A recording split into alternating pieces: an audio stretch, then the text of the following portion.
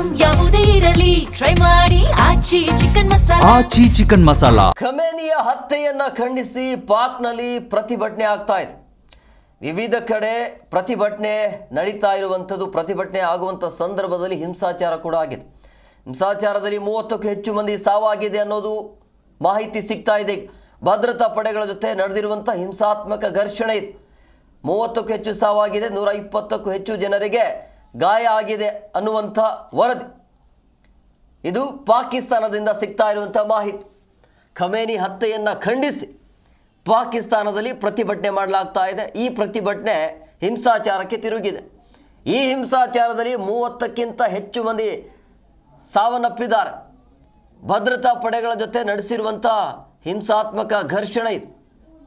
30ಕ್ಕೂ ಹೆಚ್ಚು ಜನ ಸಾವನ್ನಪ್ಪಿದ್ದಾರೆ, 120ಕ್ಕಿಂತ ಹೆಚ್ಚು ಜನರಿಗೆ ಗಾಯ ಆಗಿದೆ ಅನ್ನೋದು. ಪಾಕಿಸ್ತಾನ, ಜಮ್ಮು ಕಾಶ್ಮೀರ, ಕರ್ನಾಟಕ ರಾಜ್ಯದ ಚಿಕ್ಕಬಳ್ಳಾಪುರದ ಅಲಿಪುರದಲ್ಲಿ ಖಮೇನಿಯನ್ನು ಖಂಡಿಸಿ ನಡೀತಾ ಇರುವಂಥ ಹೋರಾಟಗಳು ಇವು. ಎಲ್ಲಿ ಇರಾನ್, ಎಲ್ಲಿ ರಾಜ್ಯ, ಎಲ್ಲಿ ಚಿಕ್ಕಬಳ್ಳಾಪುರ, ಎಲ್ಲಿಂದ ಎಲ್ಲಿ ಲಿಂಕ್ ಇದೆ ನೋಡಿ. ಸೊ ಖಮೇನಿಯ ಹತ್ಯೆಯನ್ನು ಖಂಡಿಸಿ ಪಾಕಿಸ್ತಾನದಲ್ಲಿ ಪ್ರತಿಭಟನೆ ಆಗ್ತಾ ಇದೆ. ಅಂದರೆ ಅವರ ಸಮುದಾಯದ ಪ್ರತಿಭಟನೆ ಅದು. ಖಮೇನಿಯ ಸಮುದಾಯದ ಕಡೆಯಿಂದ ನಡೀತಾ ಇರುವಂಥ ಪ್ರತಿಭಟನೆ. ಈ ಪ್ರತಿಭಟನೆಯಲ್ಲಿ ಜನ ಸಾವನ್ನಪ್ಪಿದ್ದಾರೆ.